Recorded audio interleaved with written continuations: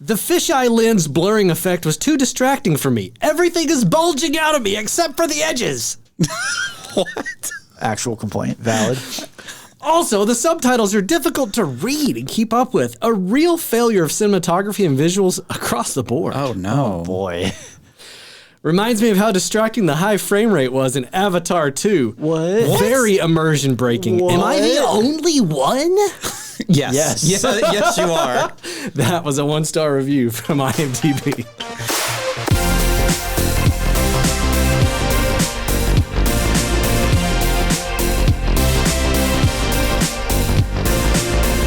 Hello and welcome to Spoilers Intended, a podcast about series and films. I'm Ryan, joined as always by Andrew. Hello there. And Steven. Hi, hi. And in this episode, we're talking about the FX limited series Shogun. Ooh, limited series. Well, fancy. Bit of trivia on that. Yeah, like what's the limited series? It's a mini-series. It's supposed to be like one and done. Why did they just say miniseries? I think there's a different distinction for like Emmy Awards and stuff. I think a miniseries can't be 10 episodes maybe. It's like 6 or less. It can only be so long. There's some kind of a, Yeah, But interesting. because of the success of Shogun, which we'll get to here in a minute, It's no longer limited. they have, Hiroyuki Sanada has signed on for a season 2. Now we have the unlimited edition. The unlimited power. Yeah, and so now they may make more, which I'm like, because we'll get into it. We'll get there. But yeah, when I wrote this, it was a limited series, and then things changed. All right, but before we get into the details about this, let's get some quick reactions. What did everybody think? I liked it. I liked it a lot. I didn't know if you were going to call anyone out. Yeah, we were just staring at you like idiots. Share at your own will. This is a safe space. I liked it pretty good. Okay. Liked it pretty good. Pretty good. I liked it a lot. I would go as far as say I almost loved it. I liked it quite a bit. It definitely has some things that aren't perfect, but overall, really. I mean, it's very rare these days to have like a perfect show. What is well, I'm not even saying perfection, perfect, right? but just like I mean, even Breaking Bad had some really crap episodes. if you're looking at the difference between the honorific of like or love, Yeah. I'm closer to love. This is put it that probably way. somewhere in between those two for me. Right, same. Mm-hmm. Okay. Let's get into a plot summary. When a mysterious European ship is found marooned in a nearby fishing village, Lord Yoshi Toranaga discovers secrets that could tip the scales of power and devastate his enemies. I'm not entirely sure that's accurate.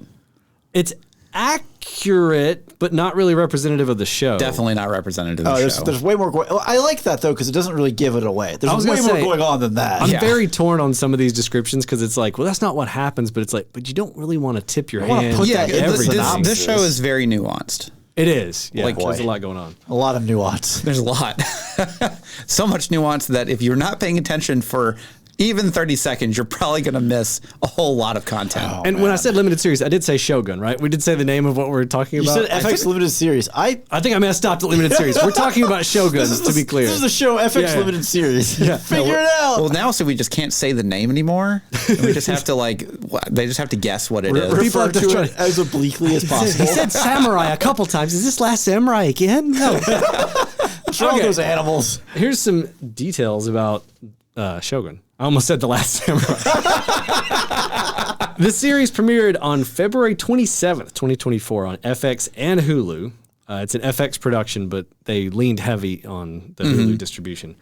Co-creator, showrunner, and executive producer and writer, one of the writers, I guess the head writer, is Justin Marks.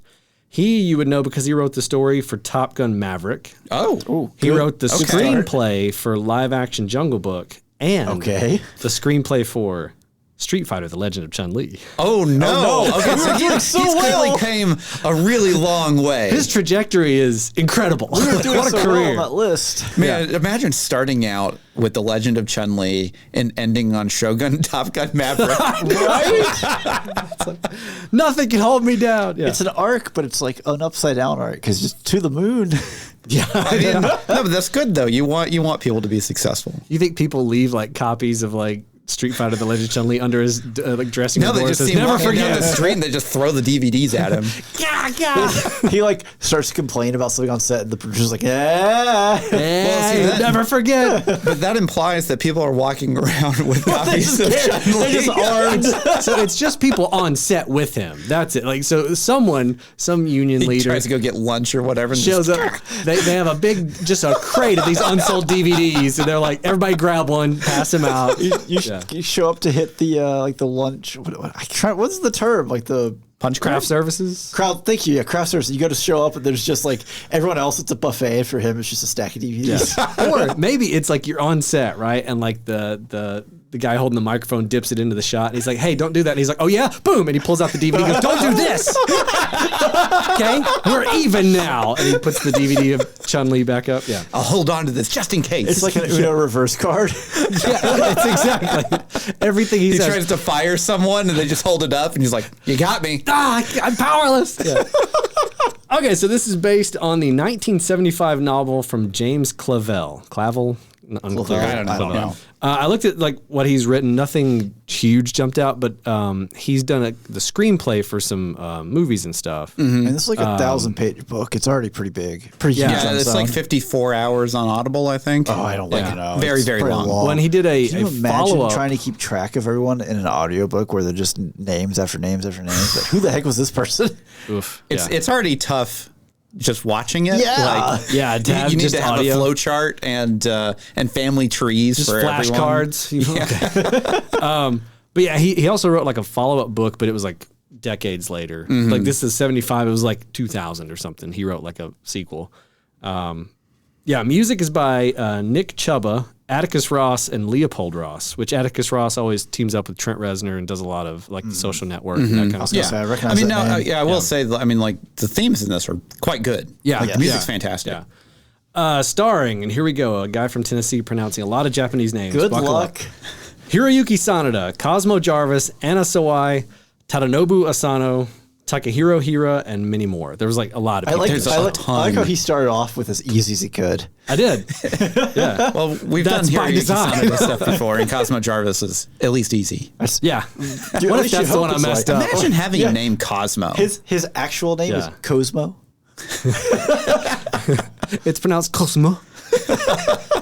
Yeah, the premiere episodes pulled in 9 million viewers globally in its first 6 days, making it the #1 scripted series premiered globally for Disney Entertainment, which is Disney wild. owns Hulu. Even more Now- than More than now, crazy. because I think like take something like The Mandalorian or Yeah. whatever. I don't think it debuted globally. I think it was like The Mandalorian came out here and then they rolled it out. Oh, okay. So for a worldwide global release, this is Okay, like their gotcha. #1. Interesting. Okay.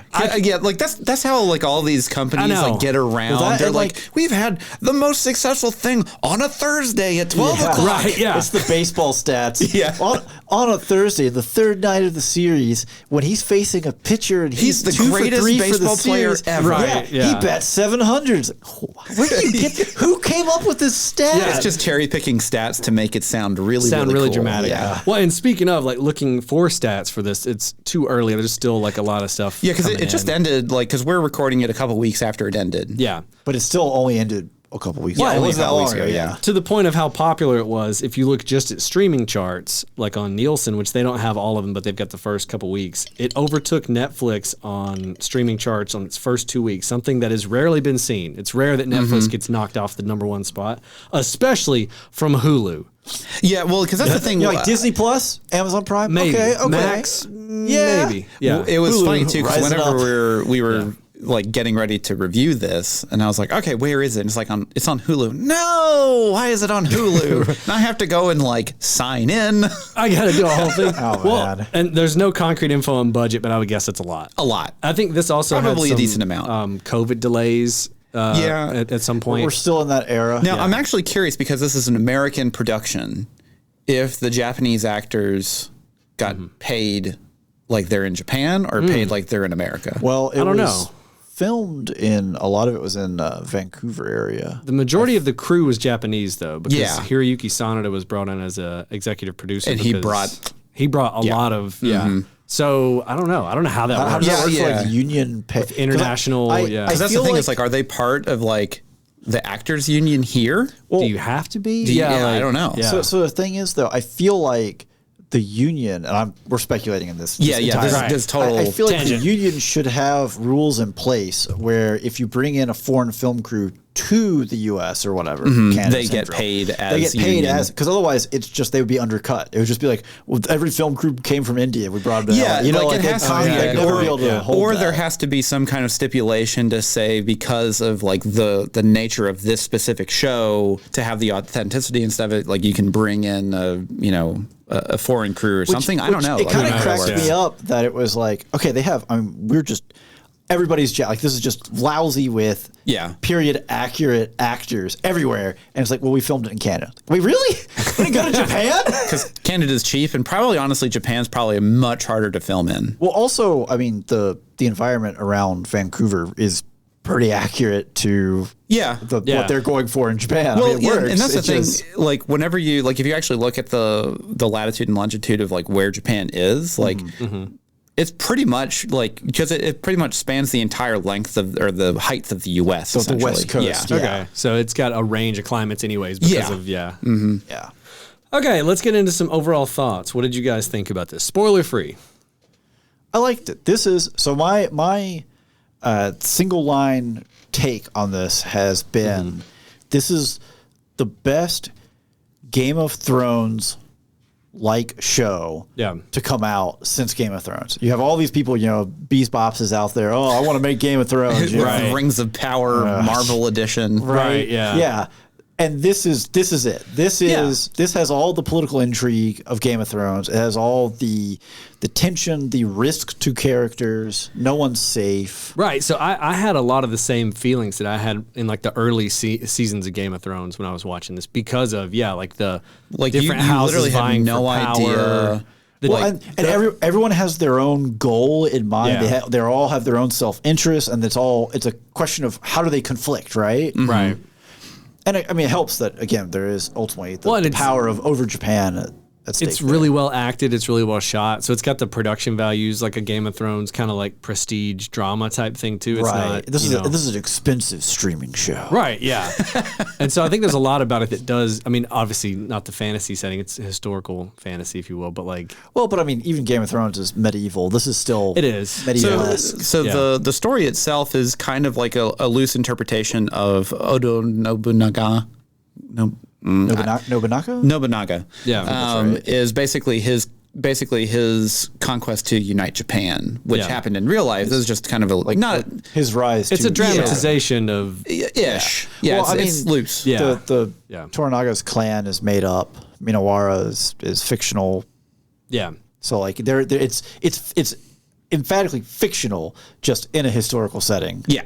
Yeah, and there was a couple of articles I found that had like a breakdown of like this character's based off this person, this character's based off. Right. They're all based on a person, but the two articles I found that had some differing names. They differed on opinions. So I didn't put any of them in here because I was like, I don't want to say the wrong list. I don't know which. I can't vet either of these. But it seems like most of the characters. You're not a savant for 19 or 1600s Where's Japan history. Where's your PhD on 1600s Japan? Your dissertation. Konnichiwa. Please don't. No, do not. So I'm not. But that at least it seems like a lot of the characters are based off of actual historical people, and it didn't seem like a lot of the characters. Maybe some of the side characters were just made up out of whole cloth. I'm not sure. Course, yeah. But, I liked it a lot. I really enjoyed it. I think the show does a really good job of. It's not what I expected it to be going in. Definitely not what I I expected. really didn't know what to expect with this, honestly. And like the first several episodes, like, wow, this is wow. Right, yeah. And like for me, like the characters, for me, it's more of like, it's less the overall story. Because I was excited to see what happened, but it was like, I cared about these characters. I wanted to see what was going to go on with Toranaga, with Mariko, with Blackthorn, like Yabashige, he like is one of those characters love that character. that like I disliked him and then I liked him and then I disliked him and then I liked him and then I disliked him. Yeah. And so like the thing that I enjoyed about it compared to Game of Thrones to an extent, but also like Breaking Bad, is that like each character goes on an arc where they're very different by the end of the show. You can see like a market. They've been transformed. Except for Toranaga. Oh, Toranaga. Yeah, I guess he's pretty much. He doesn't really have an arc. A lot of him. No, yeah. But that's kind of the thing is that like he is like he's the engine to all of this, but he's not really a main character. Almost, yeah. He's like He is the human almost MacGuffin. a side character. Yes, actually, he's almost a side character who's just in the background. Yeah, but yeah, like Fuji's arc. oh, Right. You know, like there's so many of their, like when I think of their individual stories, I'm like, oh man, that was killer.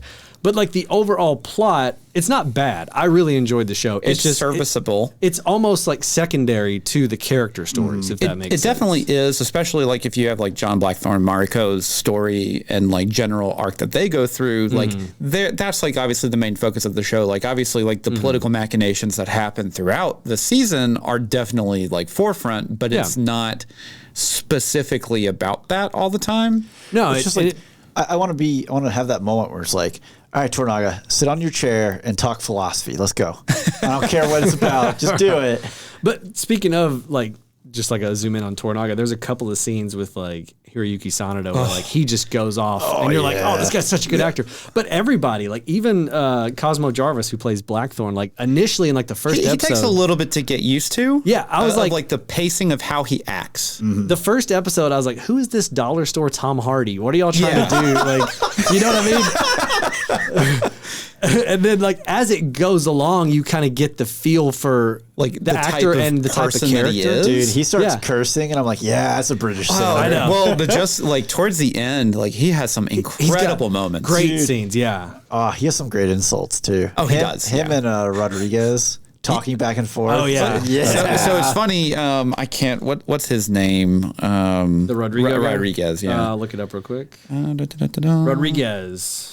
His actor name? Yeah. Yeah. I don't have that. Okay. Well, so he was the guy in Lost, I was gonna say I've seen that dude before. and it's funny too because in Lost, He plays a Portuguese sailor. he plays a sailor in the 1600s. Really? Yeah. Oh my god! And that's kind of how like his whole story starts. They were like, "Can you do this?" He's like, "I've still got the outfit. I'll show up tomorrow." So that means that this is part of the Lost expanded universe. I heard it here first. Breaking news. This is part of the Lost. So he was Is that Sawyer? He was in The Dark Knight. He was. He probably didn't have a beard. Yeah, he was the mayor in The Dark Knight. Yeah. Ah, okay, Oh okay, yeah, okay. yeah. Yeah, he's in a lot of stuff. Yeah. He's never like forefront, but he definitely like shows up in a lot of stuff. Yeah, he's been a character actor for I guess since the early 2000s. Yeah, but for me, again, we're pre-spoiler wall here, so keeping it Yeah, spoiler of course. free.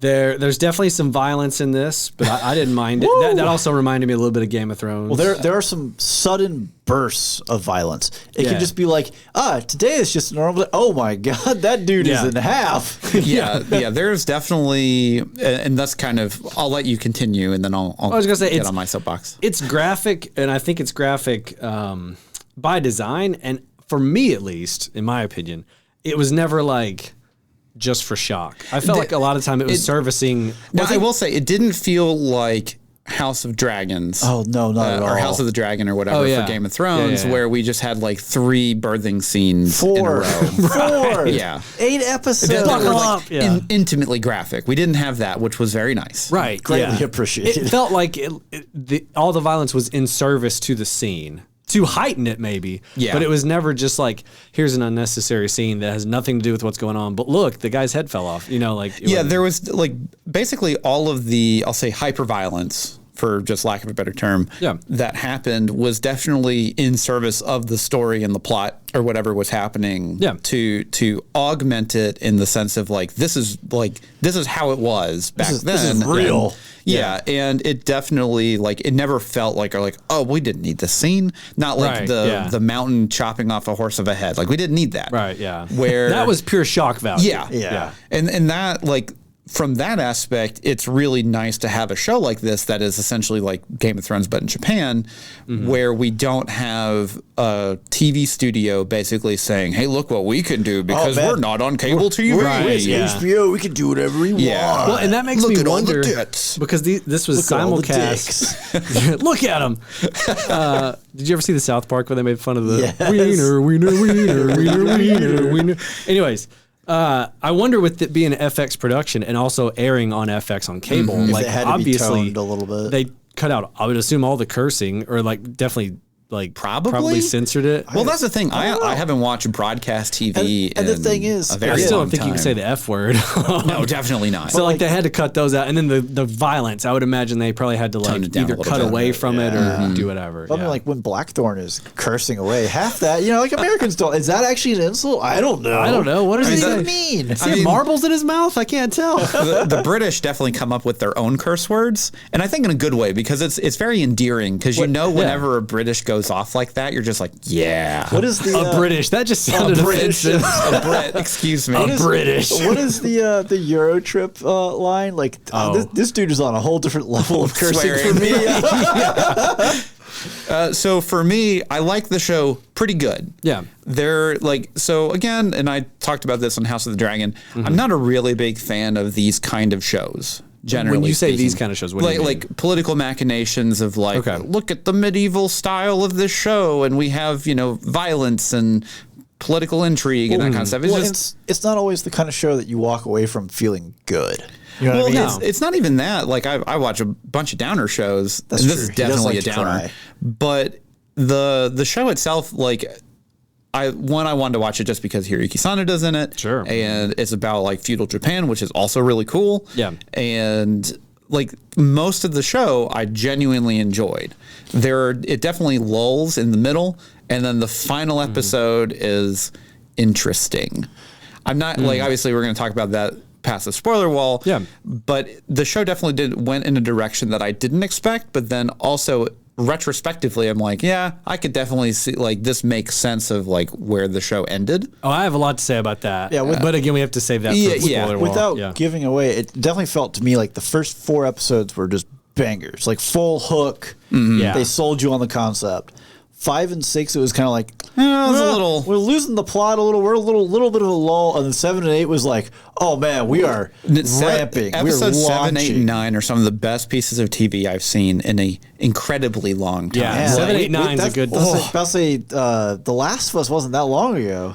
Yeah. Honestly, but there's some incredible moments in particularly episode 8 and 9 that are just heart wrenching, but then all also three of those are just holy cow. And then 10 ends with you kind of being like, okay. so is there another season? Or See, I didn't have that at all. We'll talk about how I felt. I liked the way it ended. I'm not going to say that I disliked it. I don't object to the way it ended. It just the ending felt like a different feel from where we were headed. Well, I will say this because we're before the spoiler wall. If you have not watched this series yet, it's not going to end how you expect it to. Definitely not. I don't want to say specifically, but it's it's not that kind of show. It's kind of like the theme. And that's where the nuance comes in is it was never that kind of show. Yeah. Right. And I think that's the kind of show I thought it was going in on episode 1. Exactly. And we're being very vague here, and I apologize. When you think of your typical, Game of Thrones period, piece, Game of Thrones, fantasy dramas like this, you're thinking Braveheart. You're thinking a giant climactic ending, right? Yeah, you want the big battle. You want a lot going on. And it's not that, but at the same time, when you really look back, it's not that. Yes, exactly. We're probably a little in the weeds to be before the spoiler wall, but it's definitely I will say go into it with an open mind. Don't go into it with a presupposed idea of what you think is going to happen. Mm-hmm.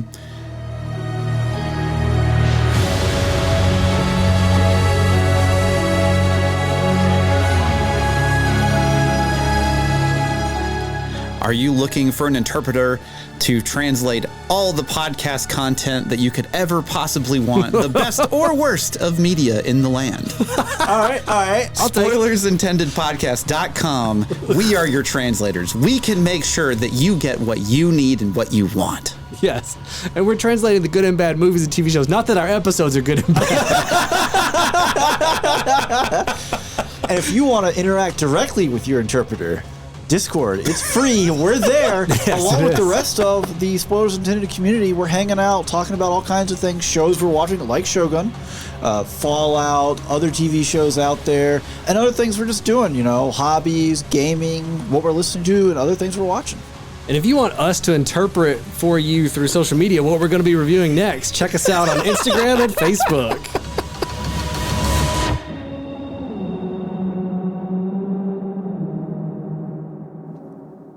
All right. right, That and was we actually are ended back. like right. We That nailed wasn't it. even planned. I was giving Nailed it. Steven the wrap it up because he was like, I'm watching the clock on the. We only have so much time. I was like, it's going, it's going to be perfect. All right, we are now past the spoiler wall. That means it's all spoilers all the time. We've sailed through the spoiler strait. The spoiler strait. The strait of spoilers. Okay, let's start with a little bit of trivia here.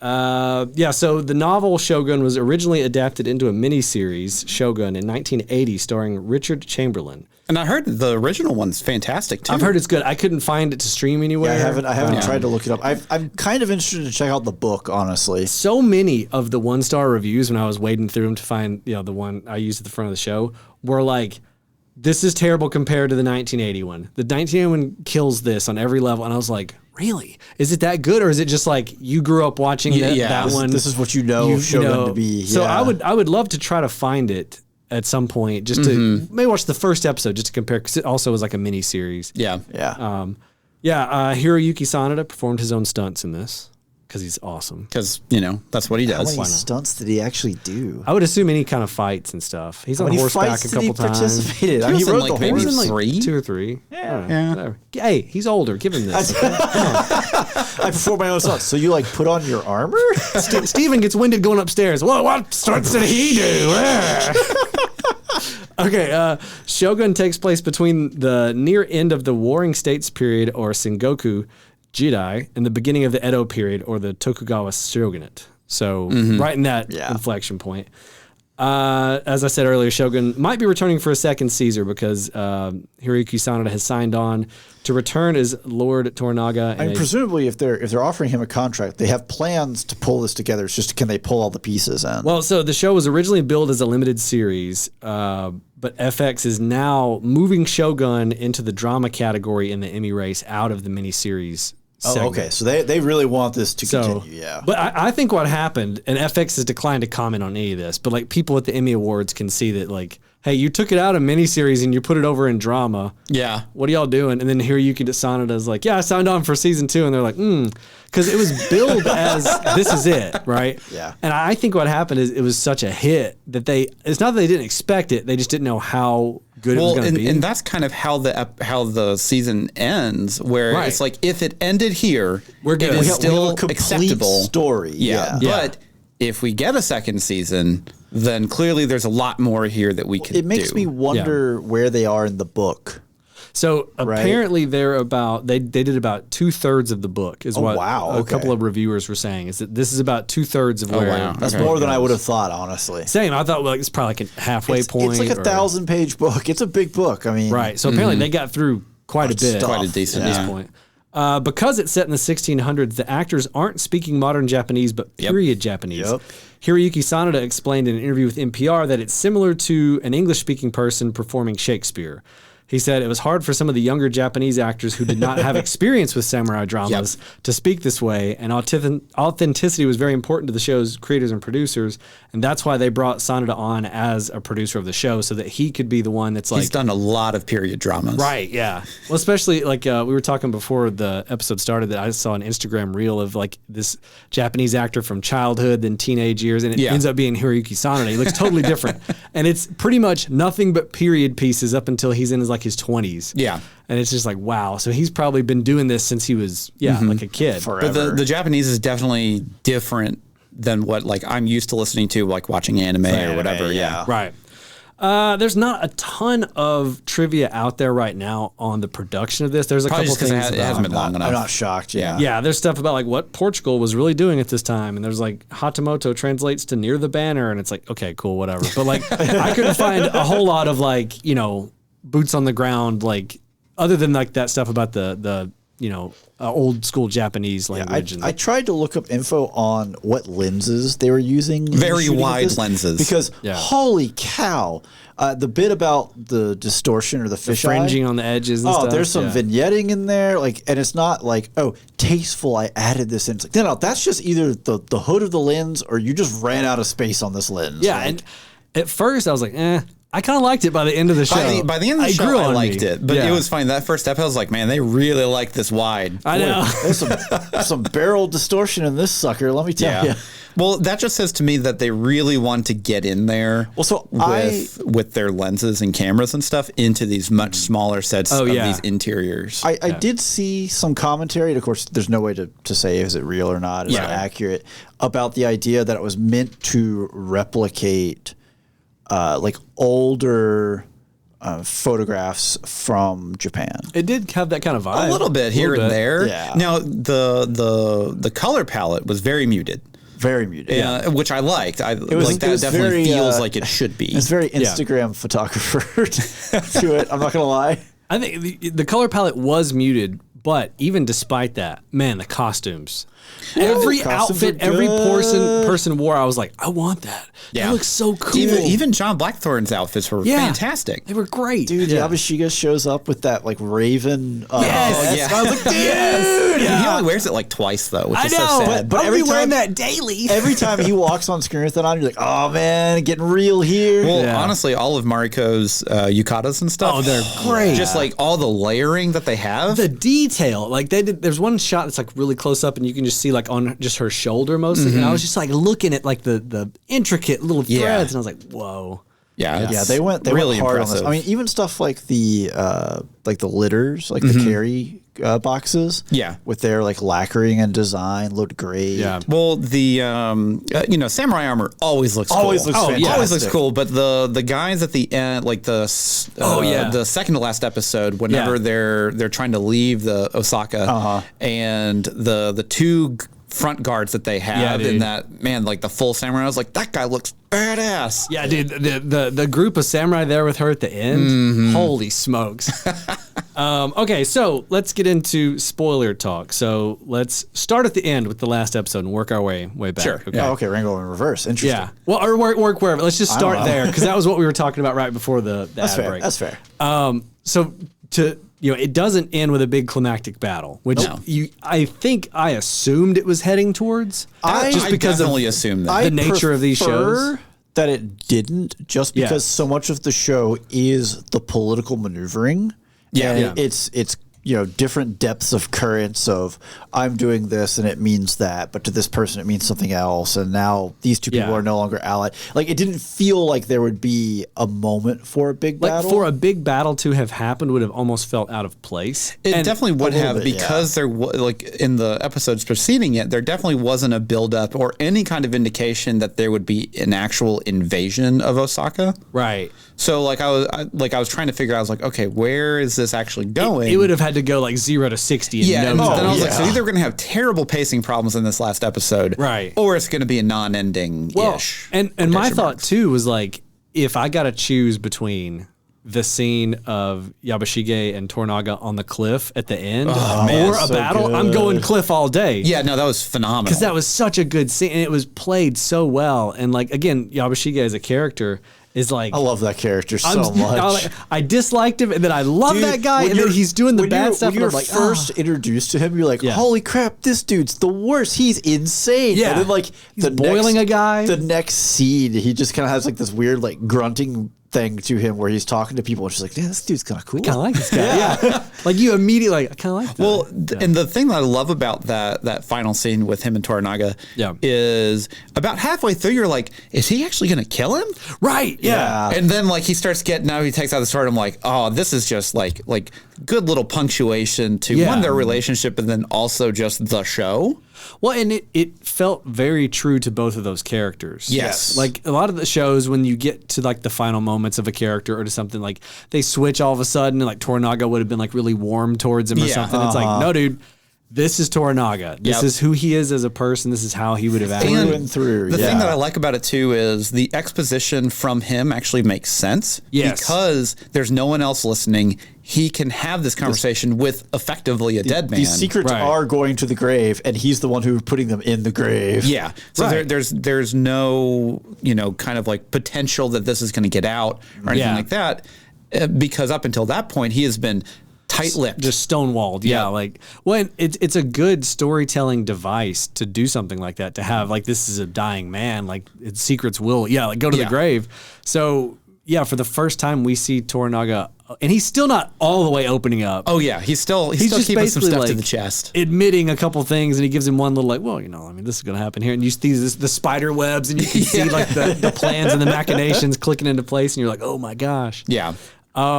So okay, before we move back to other parts of the show, where do you think it goes if they get a season 2? It seems like they're getting a season 2. So like, does it just go straight into the battle? I would assume that it just has to go straight into the battle. Well, I mean, there's got to be more to it than that. Politics in this, with either the fracturing because there's only 1/3, or there's only 1/3 of the book left. Right. Like there has to be obviously something else beyond just him having a crushing victory. They go off script, right? Yeah. Or again, there was a sequel book written decades later. I don't know if they would tap into that. Yeah. I don't even know if that book is in the same time period. How connected it is. Yeah.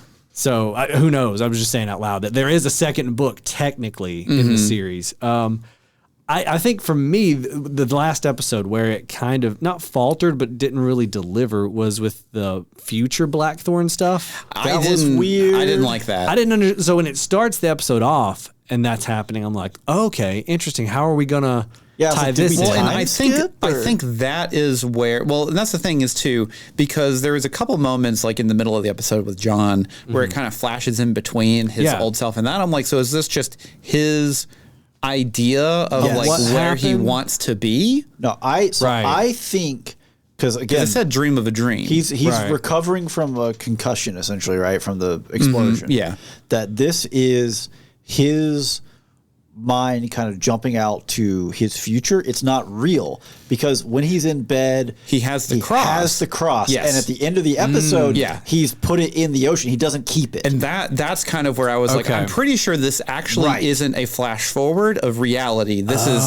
his vision of what a possible internal future speculation of life. That makes way more sense because this whole time I've been operating under the idea that it was a legit flash forward.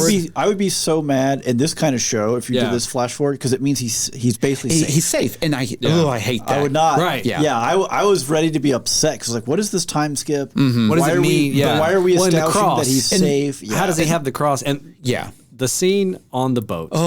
With Fuji and him, and he's like making her deal with it, and she's making him deal with loss, and they're having to like, dude, like when she was like, I want you to be the last one to hold her, and it's like, she's like, your hand should be the last one to hold her. When he reaches out over the boat and she holds his hand, because that's the same line that she is told when she has to give up her son. Yeah, right. And it's just like, oh my god. Oh yeah, I was like, oh, and you just love too because like she has to be his consort. Yeah. And so she's like begrudgingly, doing it. And I like that, whenever that happens, she, basically negotiated down to 6 months. Right. Yeah. And then like whenever he was like, I want you to still be my consort, and she's like, I did my duties done. I'm out, like, bud. 6 months out, baby. Yeah. Contracts fulfilled. Yeah. Gonna be a nun. You drove me to it. What? But that whole, both of the scenes in that episode with Fuji and John are fantastic. Oh yeah. Yeah. When he's like basically begging her not, because from his perspective, it's like, I've just lost the woman I love. Everything's changing. Please give me some kind I need some normalcy here. I need something. I'm in a foreign land. Like, at least we vibe, right? We're getting along. This is great. And she's like, I'm going to be a nun. And he's like, Fuji, best nun or whatever. And I was like, oh, man. So I will say, talking about looking forward to a season 2, right? Yeah. I'm curious because this has a little bit of the Game of Thrones problem where when everyone's under threat and characters can and do die, we started to run out of characters here towards the end of the season. Yeah. Yes. So like if you carry into a season 2, you've got Toranaga, you got Blackthorn, Fuji's gone, Yabashiga's gone, it's Hiramatsu's gone. I was going to say, you have Buntaro. Gone. You have Buntaro and Omi. Yeah. And Eijiro. And then Ishido, the bad guy. Well, you're the bad people. That's but that's the thing. Yeah, we've lost our core cast of people. We've lost our romantic tension with Blackthorn and Mariko. We've lost Yabashiga just as a character. Just as an element of chaos. Yeah, I mean, just absolute just chaotic being. It's funny too, because like throughout the show, I'm like, is he like I know that he's kind of a turncoat-ish. Yeah. But then the whole time I'm like, he really hasn't done anything terribly bad yet. No, but He I think starts the show by boiling a dude to death. and he ends by betraying everyone. Well, no, hold on. But like at the start of the show, he is just setting an example for foreigners that have come into his land. There's no other political machinations at this point. Oh, right, yeah. He's speculating on what death is like and how it's experienced. but he's a weird dude. No, he's a definitely murder weird dude, pervert, but yes. Up Other than until that- episode 9, where he truly betrays where he everyone. like commits. Right. Yeah. He hasn't really done anything bad. He's No, just it's kind of just- like he's trying to play both fields, see how it goes. He's playing for himself. Yeah, I think well- is the key on that. It's a very non-Japanese thing. Which way is the wind blowing? Yeah, and especially at this time, like Well, honors some of everything. honors and everything. Some of it, I'm not gonna lie, man. There are moments when I'm like, man, this dude's playing a really deep game, or he's an idiot. So I'm Yeah, not sure. Well, so at one point, like right up until he truly betrayed everyone and let the assassins into Osaka. Yeah. It was one of those moments where I'm like, has he been in this all along? And Toranaga he's like the ultimate confidant here. Like the Right, quadruple, yeah. the quadruple agent mole. The quadruple bluff. He's not even sure what's bluff. I lost track. I don't know. But like the bit too after the assassination attempt or whatever, and he's sitting on the porch, and Ishida walks up, and then he just wades into the pond and starts splashing around trying to grab a like, cat. oh, this guy has lost his mind. Is this did you have a head injury, or is this just who you are? Like, I don't understand. Yeah, what is happening? Yeah, I think that was like concussion. Yeah. So let's talk about Nagakado, Toranaga's son. Oh, yeah. man. Okay. So here's a question. Yeah. Do you think that Toranaga had him go and do that? So so I was that he thinking could- His kid's he been could such a loose I cannon. think he knew he would die. Yeah. So basically, he would send him in to die Yeah. because he knew that there was no way that he would be able to kill his brother. I don't know. I think Toranaga isn't that direct. I think just like the way he played Blackthorn and Yabashige kind of towards the end, he knows human nature. Yes. And if anything, he was just he says it he in the didn't show. stop it from happening. Does that don't- make sense? I don't Yeah. control the wind. I just study it. Yeah. Right. Right. Yeah.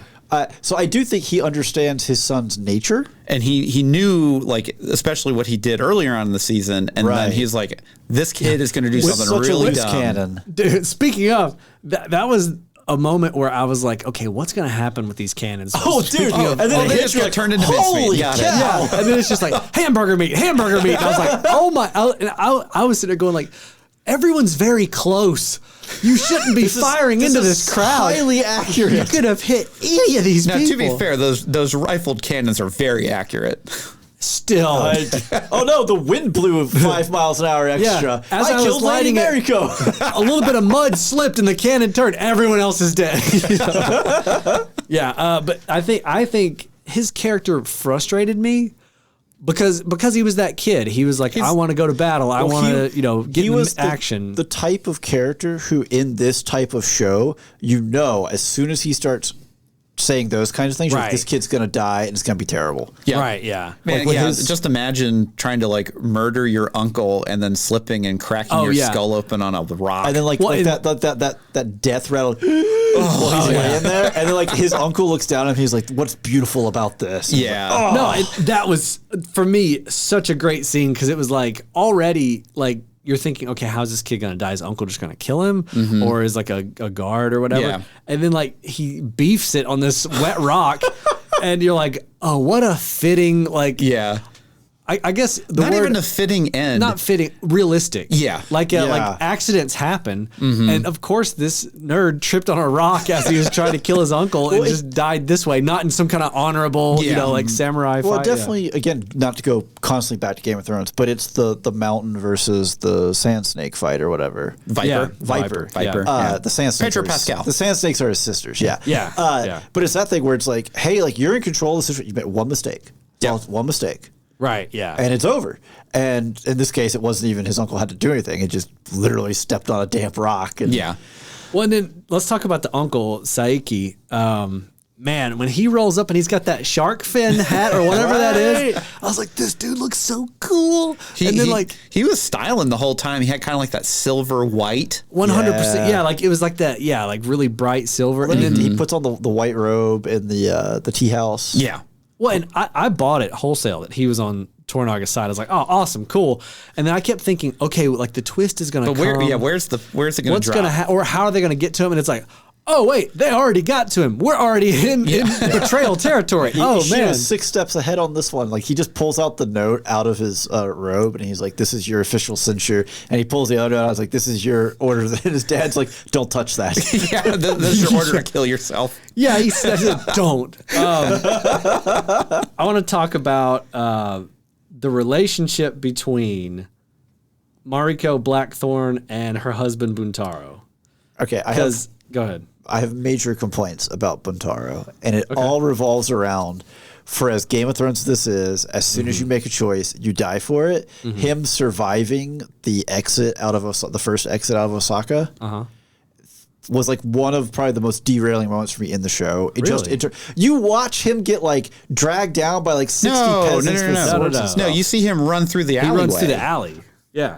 I guess maybe when I watched it, maybe I just missed it. It looked like he got cornered in that, and they were all like stabbing into him. No, and basically stuff. he went up from the dock and then kind of defended himself for a little bit and then ran through an alleyway, and that's it. Cheesed it down the alley. Okay. Yeah. I mean, also It wasn't surprising that he lived. I was pretty surprised. But it was still very improbable that he would have. Right. Yeah, like I was surprised, but again, I keep coming back to this. Like the character drama that happens because he lives is it puts a whole just a whole new level of, because up to There's that point, wrenches being thrown like 16 miles an hour in 13 different directions. Because it's like they hook up Mariko and Blackthorn for the first time. You're like, oh yeah. You're like, yeah. when he It's like the next morning. They're like, hey, guess what? Your husband's alive. And they're like, oh no.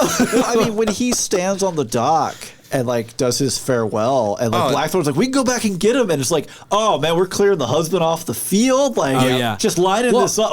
I felt like that was a good storytelling moment too, for like them to teach Blackthorn about like, this is how we roll down honor here. of This it. is it. Like he is taking the L for us to get out. You know, like we're gonna let him have it. I saw some people complaining online that Mariko and Blackthorn's romance, there was no chemistry. They didn't buy it. Ooh, no. I thought that it was great. Oh, it was perfect. There was so much chemistry. What? I was very confused when I was reading. Well, this is commenters, not like articles. but the big thing here is that like idiots is what you mean. Right, yeah, sorry. I mispronounced. She is the Stupid idiots. only road to communication that he has. Right. There's basically no world where he doesn't have some level of feelings for her. Right. Like Yeah, it's almost by the impossible. end, like just because of how much time they spend together. And on top of that, it's like the husband says, like, she's ice around me. The only person she warms up with is that guy. And it looks over and they're like both laughing, like, ha! It's like, oh man. But like when they're having that awkward dinner, you know, like Buntaro, like first off, that's another thing with Toranaga where it's like, does he know what he's doing, or is he just letting things happen? He knows what he's doing. He's like, okay, the reward for my Hatamoto is the best consort in the or the best courtesan in the land, and also Mariko, you have to be there to translate. Yeah, dagger. Translate, and she's like, and then that whole scene. Scene. So the way With, that they did the camera, whenever basically like they put it to where Kiku? Kiku was on the other side of her, but she was still talking. And she her translation wasn't Kiku says, it was I believe or whatever. Yeah. I was like, whoa! I was like, there was so many moments in the show like that had me going like, this is good TV. Oh my god. Yeah. Well, and just still on their relationship with her husband, whenever they have the tea ceremony, like, he prepares, which is very, very like not a thing. Yeah. Well, for the male to do any kind of that kind of stuff, it was such a good gesture from his part to try and like relinquish part of the relationship back. Yeah. And she's like, nah, man. Well, and he's like ice cold at the end of it. I will allow you to die. We can die together and live in the afterlife. She's just like, absolutely. All I've wanted. I will go down into a burning frickin'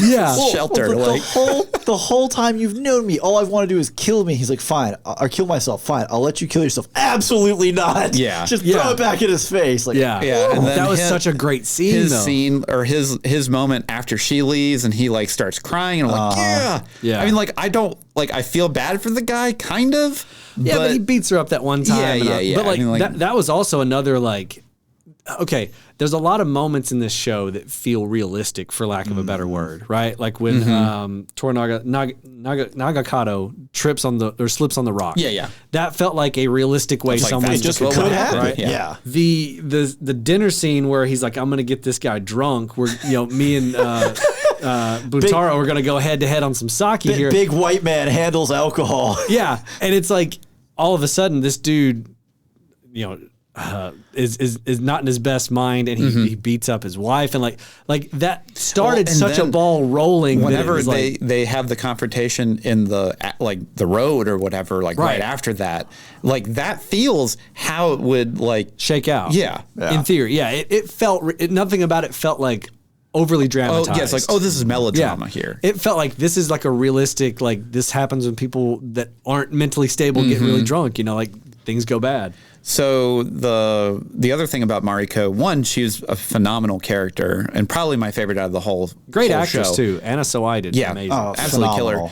Her scene where she's going to commit seppuku and the guy doesn't show up obviously because they don't want to do it, and then John, you can where the scene is going. I know where it's I'm on going. the edge of my seat going like, do it. I don't know. Don't do it. I don't know. Be your second. Don't be your second. Yeah, that it's such that was just absolutely brutal because I was like, is this really going to happen? Right. I was like, this is going to be insane if they she just does it. And this is where the scene ends. And if the episode ends with the doors being closed and then Blackthorn actually completes the swing and it's like, yeah. That could have. Whoa! I was not ready for that scene. I wasn't either. The whole time I was like, okay, so what's going to change? Like something's going to stop. What breaks this? Yeah. And they were like, we're going to let it go up to the last millisecond. Yeah. Before Ashido saunters in. Stop it! Here's your papers. Here's your permit. And then those ladies immediately, can I leave too? Can I leave too? Can I leave? Well, that whole play, like the confrontation to leave Osaka. Oh man, where she. After her samurai go down, they go down hard. It starts with her standing up to him in that in the conference council meeting, whatever that was, right? Then we're leaving. Get your stuff, and they've got those samurai that are so well dressed, and like you can tell, I'm like, these dudes are bad. This is not like the B squad here. Yeah. We have sent the 7 samurai with this lady to do this, and then they start to leave, and then the whole confrontation happens, and the first two guards go down like butter, and I was like, they look. Well, she's like, kill this man, and the dude's just like, yes, ma'am, and just destroys him, and then takes the arrow to the neck, and it's like, oh yeah, that's right, archers are real. Well, I actually really like that whole scene with the archers because you never actually see an archer shoot a bow or pull up. You don't know where it's coming from. You don't know where it's coming happens. from. It just happens. And every single time you're just like, archers are still there. Dude, the bit after her guard is down, the last dude who turns to her is like, it was an honor serving you, and then he takes it. Yeah. But then also her walking forward while the arrows are landing at her feet. She hesitates on that first one, and then it's just like, no, let's go. But yeah, after that scene, when she's like Toranaga has a line, I can't remember the exact wording, but it's like one woman did more than an entire army could have. Oh, easily. I didn't send my army. I sent one woman who did more than an army could, or something like that. Something like that. Yeah. It was like, he was right though, because she stood up to him in the council. Just broke the hostage situation. That we are hostages, almost killed herself, but in the process, turned what's her name, Lady Ochiba. To her side through a poem and through reminiscing. I'm like, this lady's pulling moves that we can't even conceive of. Yeah. And then gets the hostage thing overturned. Out of the whole thing, she still gets her wish, which is to be dead. Yeah. Yeah. Then, this is 12th level chess. When they 12D chess. 12D chess. When the shinobi start coming in, when Yamashige lets them in, right? Well, because initially you're like, all right, who's the are these guys on our side? Well, I was actually confused too because he's talking to that guard and all the clan sigils look the same, and I was like, I don't know if this is their guard or is this Ishido's guard? Yeah, and then he stabs, and I'm like, okay, are you doing something? Are we going wild and crazy here, bud? Well, because up until is this Crimson Dawn? Is this how it starts? Yeah, because up until they get into the room with Mariko and John, you're like, I don't know who else dying here. I don't know. Well, that is one which it works for the scene, right? Yeah. But back to the Game of Thrones illusions. I know that we're going for period accurate 1600s Japan. It is very dark at night, but like you can put a light or two in the corner. It'll be okay. It could have made it a little bit more stage We could lighty, have brought but, a little bit. Doesn't need a lot. It's but just, there are definitely a lot of very dark scenes. yes. Yeah. And for some of this, like, not to keep going back to Game of Thrones. Yeah. Because we had this discussion before the episode, but like it's really obvious who is who in Game of Thrones. Lannisters look like Lannisters. They have a lion. These people have a fish. Those people have a wolf. There's a stag. You know, like Right. it's super obvious who the groups are. Most everyone passes the silhouette test with flying colors. Nobody Or they passes have, like, the silhouette specific- test in this show. Yeah. They all look, in the dark, they all look the same. But when that starts to unfold and Blackthorn finally starts using his guns, and he's just like, yeah. He finally shoots the pistol, and it's like, yeah. But then they get into that one He room. reloads that really quick. He by does the way. reload it really quick. I was a thinking little that too too. quick. I was like, Yeah. boy, we got that flintlock back up in a hurry. in a hurry. But they were supposed to flee and get captured, right? And instead they yeah. hole up in that thing, and the shinobi are just like, oh yeah, we brought lots of bombs. Go ahead and grab them. I was like, what? Bring on the keg, Jim. That scene escalates so fast because they get in there, and I'm like, okay, are they gonna climb out? And then it's like, we got a bomb outside here. They're like, wait, what? And then like she's just in front of the doors, and she's like, I protest. I'm like, who can hear you? And it just blows up, and you're like, whoa! Like that's why I think that episode, that was 8, ended, or was that 9? That was 9. I think that was 9. Yeah, That was 9. That one ends, and you're just like. we just cranked it up to like 10,000 in an instant. I mean, Holy me and my cow. wife were like, well, we're watching 10 now. I mean, like, we were going to just watch 9 and then watch 10 the next night. I was like, well, now we're just riding this all the way to the end. So moving to episode 8, the big kind of like confrontation in the room with Toranaga and Hiramatsu, the grandfather. Oh, yeah, Hiramatsu. Dude, I love Hiramatsu. One of just the most tense and incredible acted scenes I have ever seen. There's so many scenes in this show, but especially that one. There's just so much like underlying tension in some of these scenes. man. And especially with that one, like you can feel like your men don't want you to surrender. What are you doing? And then like, Well, but that's the thing. I think he knows. oh, he does. Yeah, yeah. Oh, yeah. No. He's making use of this. He's in on it. He's like, playing I 12D have- chess. I have to die to make people think that he is completely out of the game. And Which that's so such a crazy level of commitment. I rewound just it. bonkers. I rewound it after the episode finished because I was like, I want to watch this again now, knowing that I think he's in on it. Yeah, he knows. Yeah. And when you watch it, knowing that Hiramatsu and Toranaga are both in on this and understand that, like, hey, you got to like You got to do it. do man. this. It's even more heart wrenching because you can see Toranaga's like tore up about Yeah. it. Like he's Yeah. not, but he can't do anything. And Hiramatsu's looking at him like, I gotta do this, dude, but it's been real, you know. And you're like, oh my gosh, you know. And it's you got to do it for everyone to believe that this is Yeah. like how you know deep things Well, are moving. and then and like it's one of those things. The whole concept of having a second for these kind of moments, Yeah. where like the person that's doing it gets to elect another person to do it. Right.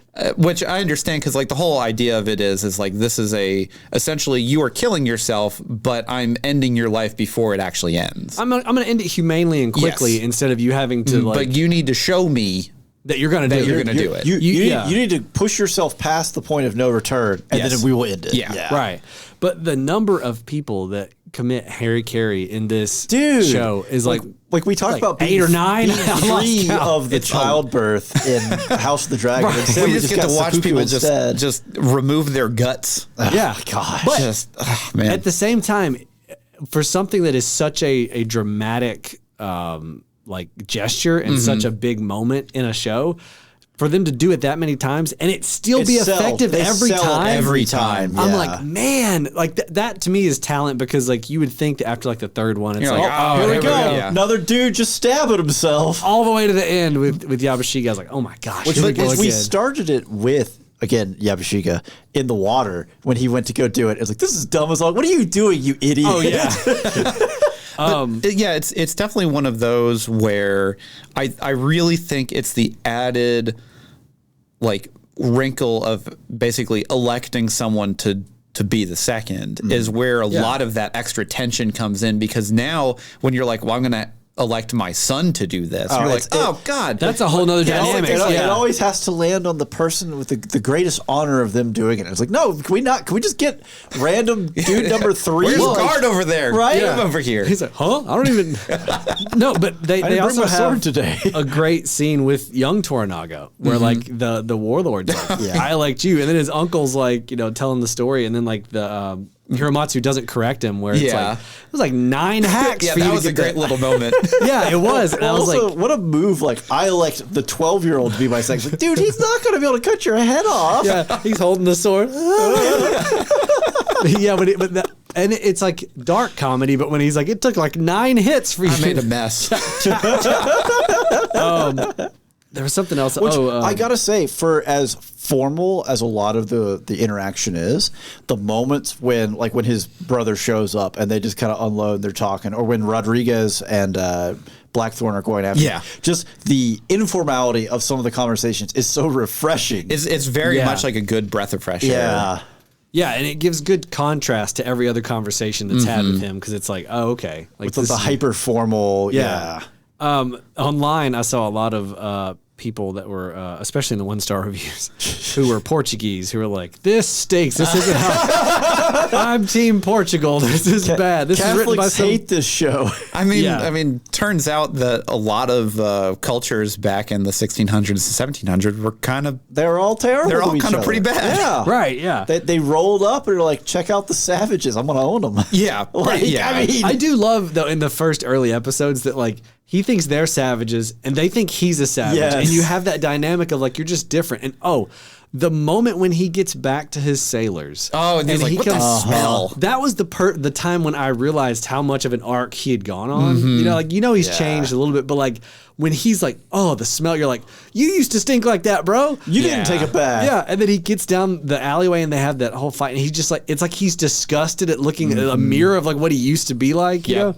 That was great. I loved that scene. Just even though it was small. It was a really good moment of like, okay, this is where his mental state actually is now. Because a lot of the times up until that point, you've really only had his interaction with Mariko and Toranaga and then like a handful of other people. Right. Well, and he's so fish out of water for basically the whole time, which every time that someone like in a serious conversation had to translate to him, all I could see is the games where it's like, oh, you can respond, I love it, I don't like it, I hate it, or whatever. And you're like, it's okay. And they're like, your hat looks stupid. Like, that's not what I said. Right. It's a game of telephone or whatever. Well, and I commented to my wife, even in like the last episode, like he always rolls up like uncomfortable. He's adjusting himself. Yes. Everyone else is like poised and like smooth. And I'm like, dude, by now, just fake it till you make it. Like act like you know what's going on. Cause he always looking around like, he's always like, where are we at? What's going on? Why is this belt doing this? It's Who like, are you? All the way to the end. He's just adjusting. And I'm like, dude, just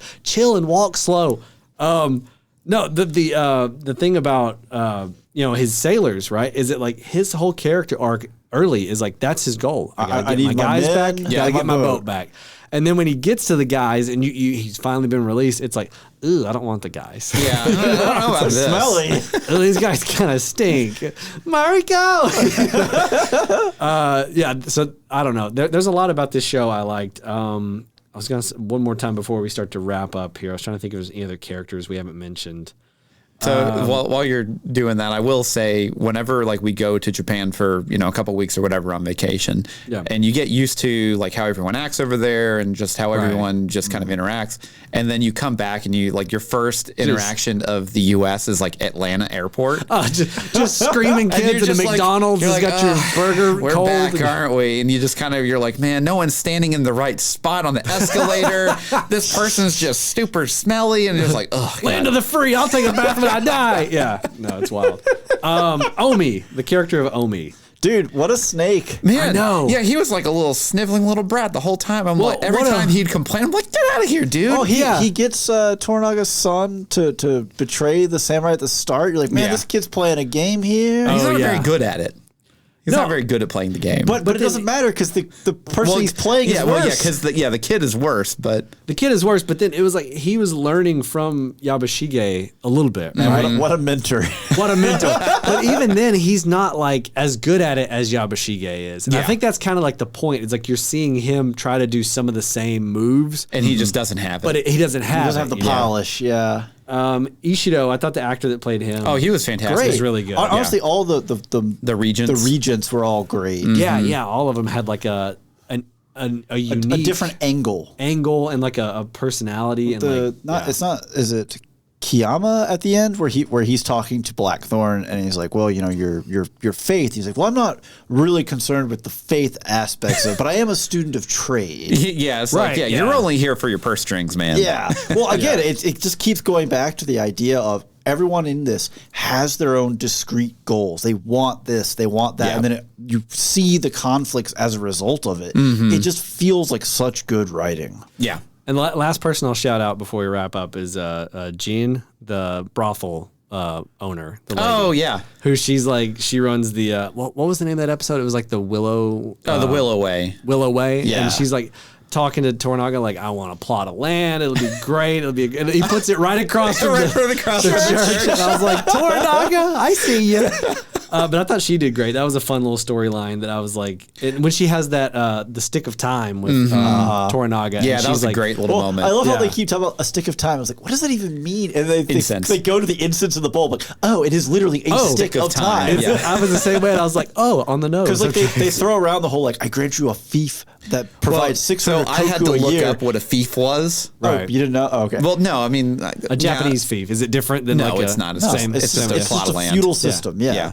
It's just funny where they're like, it earns you 600 cocoa. Oh, well, we're going to barter over 600 manmei. I was like, what are these units? It's just a fantasy anything. I was sitting there going like, is that a lot at this time? Is that not a lot? Like, is he being cheaped out? Like, I don't understand. Yeah. Is this like a dumpster behind Arby's or is this like a castle? I don't know where on the scale this is. With Mariko's negotiations, when they open and she says it'll cost you 600 whatever. I didn't realize I was buying the entire. Yeah, I didn't realize I was buying every tea house in the region or whatever. Yeah. Okay, we have some idea of this is way too much. Yeah.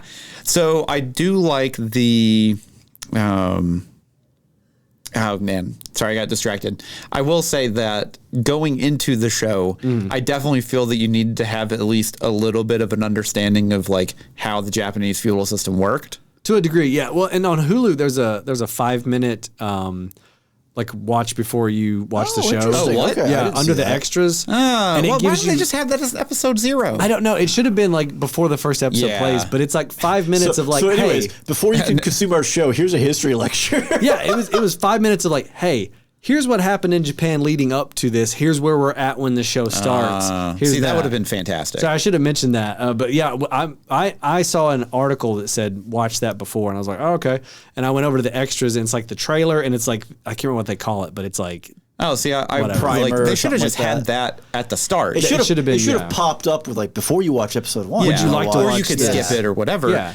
But speaking of skipping, Hulu, skip recap, skip intro buttons. Come on, guys, it's 2024. Well, to that point, talking about like commercials, because I'm on the ad support on Hulu. I'm on the ad tier too. I don't know if it was because I watched the first like 3 episodes the week it premiered, or if it was because the first 3 episodes had no ads. But I had no ads in the first 3 episodes. Interesting. That's not true that for is what I want not now. how it was for us. When did you watch it? I watched it the first week. Yeah, we had nothing. No ads. I was like, how luxurious. No ad. They must be really like trying to, talk this show up. And then like episode 4, I was like, how many ads are in this? It was just like watching broadcast It's like TV. 20 minutes of ads. 4 ad breaks and each 2 minutes long or whatever. And so I was like, man, did they reel you in by giving you no ads on the first 3? So they're like, now he's got to stick to the ads. But that may have just been a glitch. It may have just messed up and not, Lucky you. Yeah, right. Congratulations. I was like, this rules. And then like episode 4, I was like, no. Stop bragging over here. Jeez. I will say in the ad, not that this has anything to do with the show at all, but we got the same like 4 ads. Every episode. Yeah. Hulu's the worst about that. Hulu was the worst about the I got ads. to where I would just mute it. We would talk, and then like as soon as it was over, I'd unmute it because it was like it was the same 4 ads. Watching it with my wife because you have to pay attention to the show. Yeah. Not just because it's subtitled, but just because there are so many things, There's a lot subplots going on. Yeah. As soon as the ad hit, we both just pick up our phone. Oh yeah. I mean, that's what we did. Well, and the audio balance on the ads is way louder, or it's way more compressed, so it seems way louder. Like there's, I didn't notice that. So as soon as every ad would kick on, it'd be like, like lean back and like, okay. Well, especially all right. going from Shogun, which is generally pretty subdued. It's pretty, quiet, pretty yeah. understated. Yeah. So it's like, the serious moment. It's like, have you seen the dirt? And I'm like, no. Okay, would you rewatch it, Steven? Yes, and I'm going to have to rewatch it because my wife had only gotten through 4 episodes before I had to kind of accelerate the watch schedule for myself. I see. Okay. So she still wants to finish it. Yeah. So I'm going to watch, which I have no problem because, again, 5 and 6 were a bit of a slack off, but like 7, 8, 9 is just like they delivered. bangers. Yeah. Would you rewatch it, Andrew?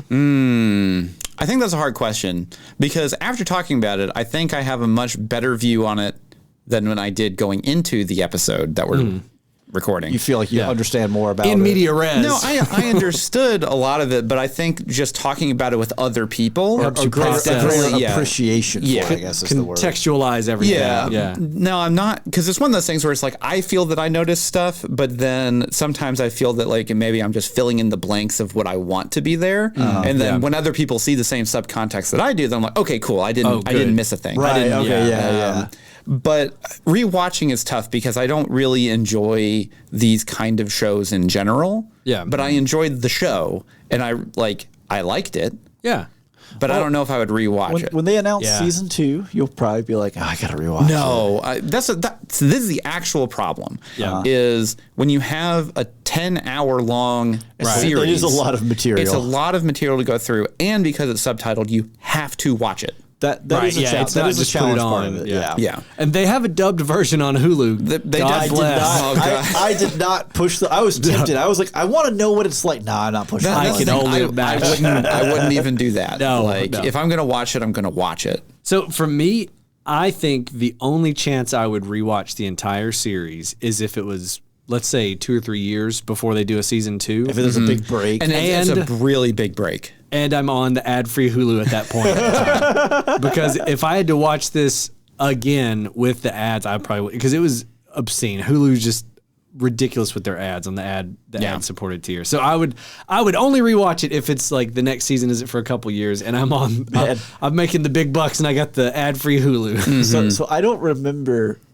what era of Hulu it was, or even what show it was that my wife and I were watching, but they would hit us with this ad every like twice in an episode or whatever, and it was this dude on an airplane, and he would like lower the tray table down and then just like push it up and drop it, push it up and drop it. Oh, I remember this one. And I don't think I this saw that dude one. looked so much like Andrew. And like, so we'd be like, It was there's, me. there's the Andrew ad again. There's the Andrew ad again.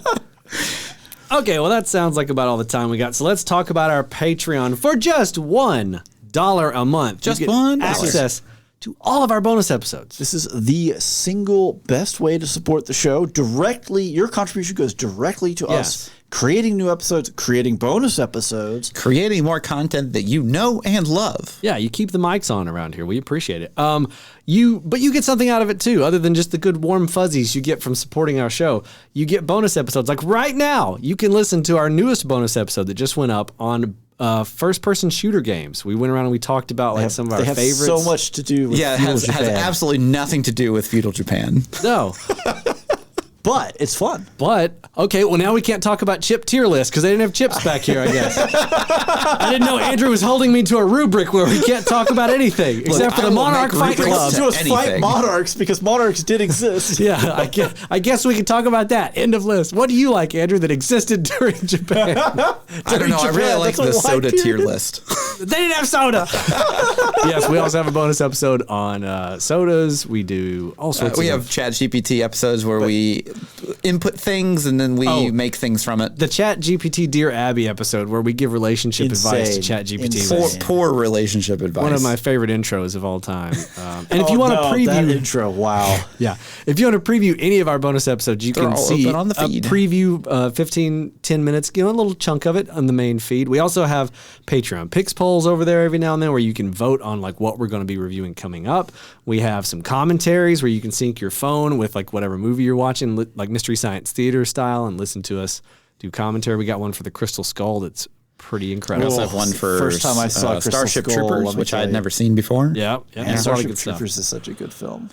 All right, well, that sounds like about all the time we have. So as always, follow us on social, leave us a review wherever you're listening now, and share us with a friend. Until next time, I'm Ryan, I'm Andrew. And I'm Steven. and every spoiler was intended.